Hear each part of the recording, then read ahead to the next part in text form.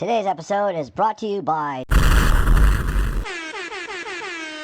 Welcome to a brand new Captain Marcus McCunwell and crew, frequent privateers of the Royal Crown, also known on the high seas as Captain Anarchy. You and your crew stand accused of treason on the high seas against the American colonies. How do you plead for you and your crew, sir? There was a whole story about how I came up with the name Revlon Red. It was basically born out of spite for when she broke up with me. But why? Because I'm a go-getter and I stayed focused. Even though there was a lot of stuff along the ways I did my creeps, how, I was the first singer and I was only in it for a short while because I was playing Revlon Red at the same time. I was working a full-time job. I had a girlfriend that I was trying to have a baby with, and I was doing drugs and drinking and stuff, and I was out of control. And I was having a lot of, had too much on my plate, so they had to let me go. Made a huge mistake. Yeah, I fucked up in a lot of bands. I fucked up in the HP partying and the being late and the being too wasted and stuff, and that's why, Gwar and Katz are always pissed off at me. But as the years went by and the bands went by, I started to more and more clean up my act and take my music career more seriously. Whereas all I kept doing was mostly attracting a revolving door of guys that were just fucked up and not taking it as seriously, or they were taking it serious at first, and as we went along, they got less serious about it and more into the partying and playing rock star. Not all of them. I made a huge mistake. Some guys in Revlon Red were serious and not fucked up, and had been in other bands that had gotten as far or further than Revlon Red had. That's true, but there were also guys that were in Revlon Red with me that were fuck-ups. Well, yeah.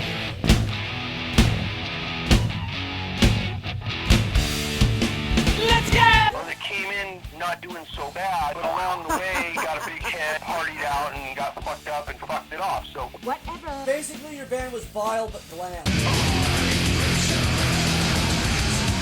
Feast your ears on that Spin Doctors mix. Yeah, so that brings us up to some familiarity with Motley Crue and Rat and Wasp. Get on with it. Ryan Pereira and Chris Hazard of Funhouse, who introduced me into the later era of glam rock and glam metal in the later 80s when we were going to school together at Santa Monica City College. And I used to go hang out at Chris Hazard's apartment on Speedway in Venice, which he still lives in, and I still go over there and visit him from time to time. He's got dreadlocks like all the way to the ground now and always wears a giant Rasta hat where he sings and plays acoustic guitar with these guys. They're good, actually. And then what happened? Migrain, my Speedway man hooking up with Henry Spiegel from Red Light District and playing at his glam and thrash clubs, the Thrash Can and the Black Bronze, hanging out as Henry's guest at the Red Light District and turned on to the Glamour Punks and Now I Can't Scratch. Then the incident I told you about where I ended up, somebody stole my punk mix at a Migrain show, so I stole their Cinderella cassette, and then going to KNAC night all the time and hitting the dance floor. I mean, come on. I met Greg Burial, who ended up becoming the first bass player of Revlon Red before I had even started Revlon Red. He helped me form it. He was the other blonde glam guy that finally one day we just talked to each other and we're like, dude, you got the moves, and dude, we could have two blonde glam guys work a team to meet girls and stuff and work them on the dance floor, and we had dollar drink cards because Henry Spiegel and Jerry Gittleson introduced me to Ruben in 1991 after Migrain was done, and I started writing the Captain Anarchy column for Rock City News. And then what happened? We made friends with the bartender at the Marina Del Rey Red Onion where KNAC night was at. Fuck yeah! Be buddies about it. Shit. Terry Highland, we called him the Highlander. Another blonde guy was hooking us up with the dollar drinks, so we were just meeting girls left and right and saying, hey, we got dollar drinks, we can get you dollar drinks all night long. Want to dance and hang out? And they're like, yeah, sure. And, oh man, that worked out good for us, dude. It's a business opportunity where every day it rains pennies from heaven. Ta-da! The only glam guys hanging out in Marina Del Rey, it was all metalheads and heshers. I got an angle.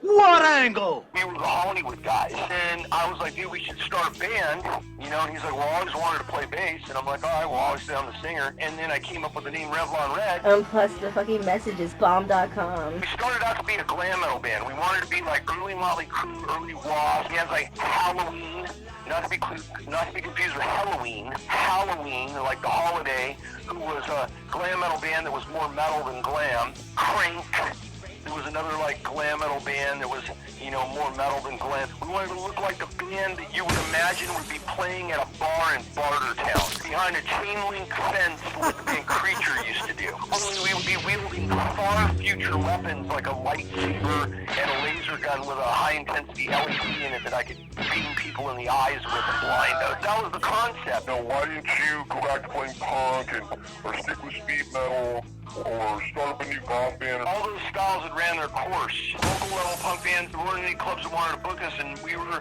not big enough to get to play the Olympic Auditorium with social. These nuts. Goth sort of seemed like it had kind of ran its course too. A lot of goth clubs were closing down, turning into where it's just DJs, no bands. I'm gonna clean the slate as much as I do. Speed metal had basically ran its course, and we all saw it going out, and we saw grunge coming in and killing it, followed by new metal that just drove the last spike in the, you know, in the coffin, and rap metal and whatnot. You should reform these principles and take them in the pop punk direction, reconnected with the Offspring. And you're probably right, that probably would have been the way to go, but it just felt like selling out.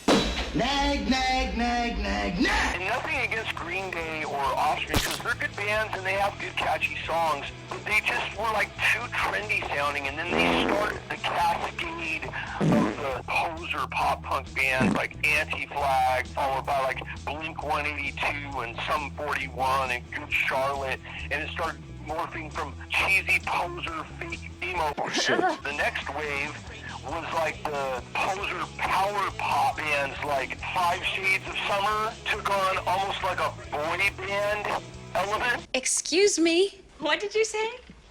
I didn't stutter. There's a clown called Ricky himself. His big claim to fame right now is some song called I Know You Like Black Flag.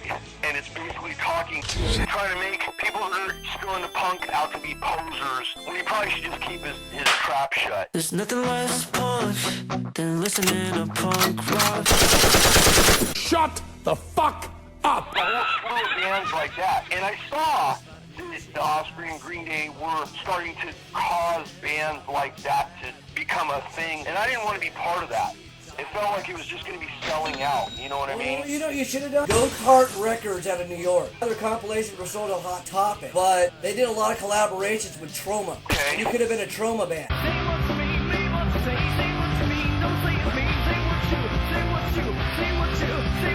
We could have went the direction of like DIY, raw punk, noisecore, grindcore stuff, but it just wasn't really my thing, because the thing that typifies that music, aside Arch, are the Cookie Monster vocals.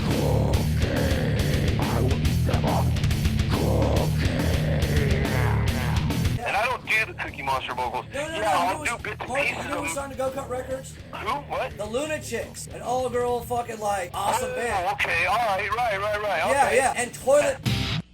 Right, Toilet Boys, yeah. Right, Exactly. so- We could have went that direction. We could have been like a Toilet Boys type of band Oh, or whatever. no. You know I'm just saying you could have been signed to Go-Kart Records, because the Meatmen were also signed to Go-Kart Records, too. And you know about the Meatmen. They're awesome.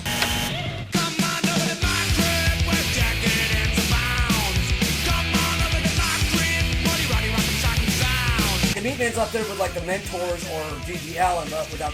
Yeah, but you know, I mean, just none of that really... Maybe what he needs is for you to pop your titty out his mouth and let the boy grow up. Big-time punk bands were playing at... It wasn't even an Olympic Auditorium anymore. They had graduated to, like, the Hollywood Palladium. And nothing against Green Day or Offspring. I mean, I liked them before they were a pop-punk band, but I got sick of hearing it on the radio. It just wasn't me. And then what happened? I lost a certain amount of friends and fans from my punk and goth and speed metal bands along the way. Not a lot of them, but I lost some when I started Revlon Red, because they were like, why the hell are you starting a glam band? That's like selling out. Wait a minute, how is it selling out? If I was selling out, I'd be starting a pop punk band right now, or a grunge band. Glam is on its way out. I grew up on Kiss and all the glitter rock, and then later the junkie rock of like the Stones and the New York Dolls and all that. And I liked early glam rock and glam metal like Motley Crue and Rat, and even some of the later era glam-oriented stuff was good and had merit. I mean, I like all of it, but come on! Early Guns'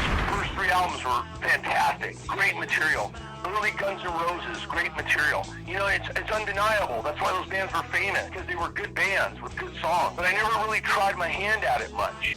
The extreme always seems to make an impression. We have an opportunity to start off on the ground level, but because of our connections, we can go straight to playing direct support for the Zeros and Pretty Boy Floyd and Bullet Boys. Get on with it. Yes, get on with it! From there, those bands will probably start to kind of dissipate, and we'll climb the ladder. Chaos is a ladder. And climb to the top and take over the glam scene in Hollywood. What's left of it. Give me a second, I'm gonna sip more of this smart veg juice. When the scene comes back around in around 10 years or so, because all music scene genres seem to come back around, and that's exactly what we did. Hey, all you rock stars, sweep the day away. You're okay. There was just one problem with that. It's the one genre that never came back around. And it didn't come back in the same kind of grandiose level like other styles did. What the fuck? In my opinion, it wasn't selling out because we knew that we were heading into a scene that was on its way out. You know, we were going to struggle to keep it alive for the next 2 decades before we'd even have any kind of shot at really making it. But do we make it?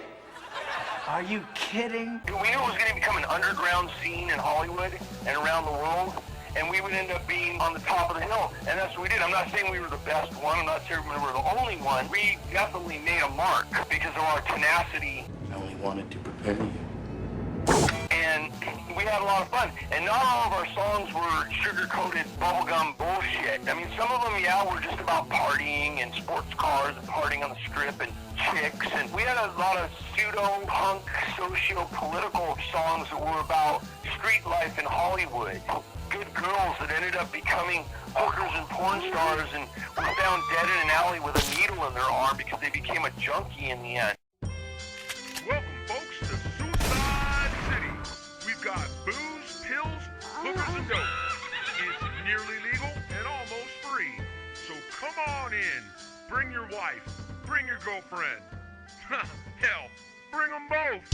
We had songs about carrying switchblades and getting into fistfights and rumbles with machismo, jocko homo kind of guys that didn't like us for wearing makeup. The tough life in Tinseltown. It wasn't really punk rock, but there was some socio-political observation type songs. But unfortunately, the band didn't really go in the direction I wanted it to in terms of being a glam metal band that was heavy on the metal side. Suicide City is a place that we all know. Suicide City! Suicide City is a place that we all go.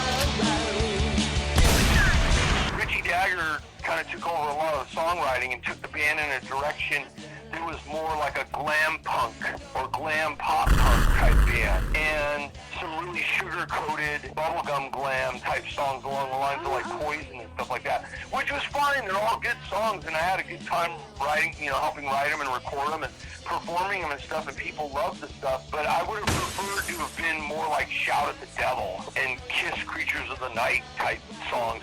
And I always felt like we didn't have enough of that, and our image wasn't tough enough. And I wanted to be more like the first Billy Guns album and stuff like that.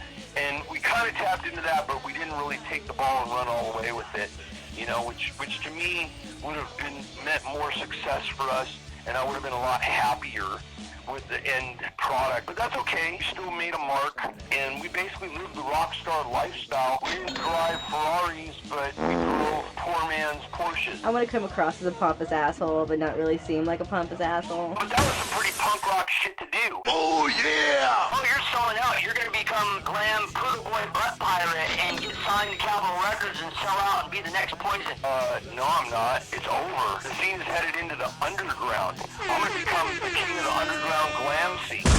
Oh, yeah! Out of my poor man's Porsche, getting into all the clubs for free because I play in a popular band and I write for a magazine, meeting tons of chicks, hanging out with rock stars, getting free drinks. What's more punk rock than that? Oh, yeah! If I was selling out, I'd be joining a scene that was on its way up, like pop punk or grunge. That would be selling out. And most people got that, or if they didn't get it, I explained it to them, and then they went, Oh, I see. No. Glam's gay and it's cheese-winged and pop and Bullshit. to this day, some of them don't even talk to me, want nothing to do with me. And I ran with that, and we had our goth twist. You know, when we played as Revlon Dead, and we did covers of 45 Grave and Specimen, Alice Cooper, and so it was maturing into its own entity. Stick with the skeleton image, but mostly be more like a cover band that could play like Recess the Night to get hired. And we were starting to do that, playing at South Club Deviate, at the Paso Art Studios, and in the fetish scene, and at the Dragonfly for Goth Club and stuff. And we were actually getting paid to do it. And it was mostly originals at that point, just some covers. I wanted to develop more covers than originals and do that on the side, and instead of calling it Revlon Dead, I wanted to call it Bloody Kisses, which obviously I got from Typo Negative. That was the next step, but then the band fell apart. Get on with it. Yes, get on with it! Before I continue, let's bring on today's sponsor. No thanks to you. Yep, no thanks to you. We don't get any fucking fight, anything that really matters. And I focused more on my medieval and fantasy metal band Devil's Alley instead and just ran with that, and that's what I've been doing since then, albeit we haven't done any shows for a few years.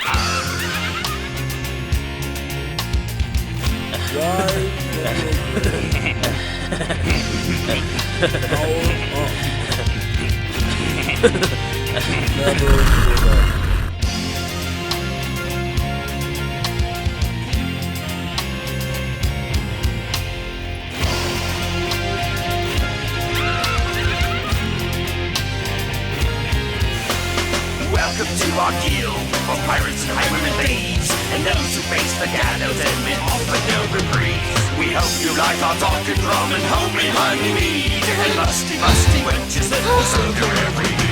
So come along and join our crew and do not dilly-dally, and follow us into the depths of the Devil's Alley.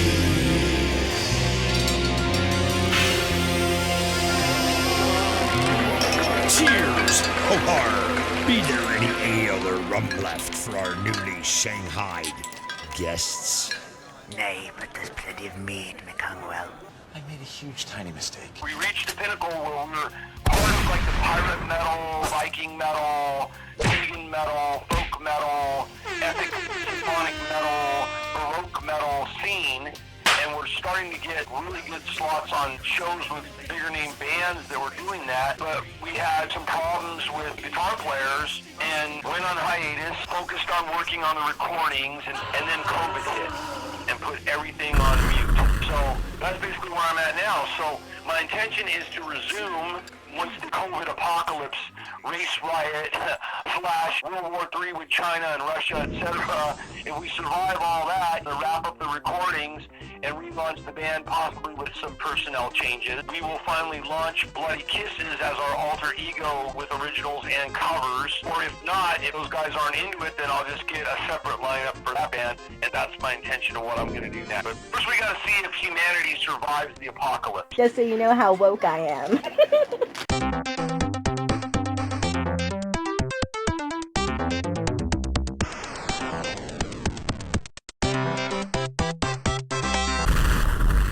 issue number 19 of Lost Anarchy magazine. Oh yeah! By the way, this issue has more nudity than you can ask for. Watch videos of people on YouTube reacting to fucking YouTube. Coming soon to both Lost Anarchy magazine and Get Watch Mojo channels. We got some badass graphic novel reviews. And of course, I'd like to make a shout out to our patron, Count Moribond.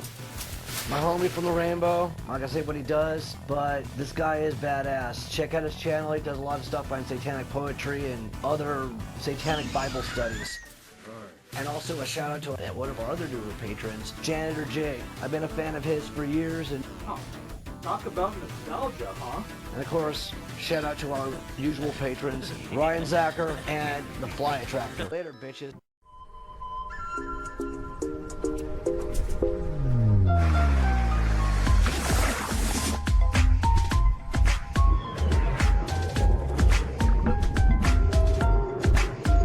Check out our Patreon, linked in the description as you can tell, and support our cause. We don't get paid for this shit.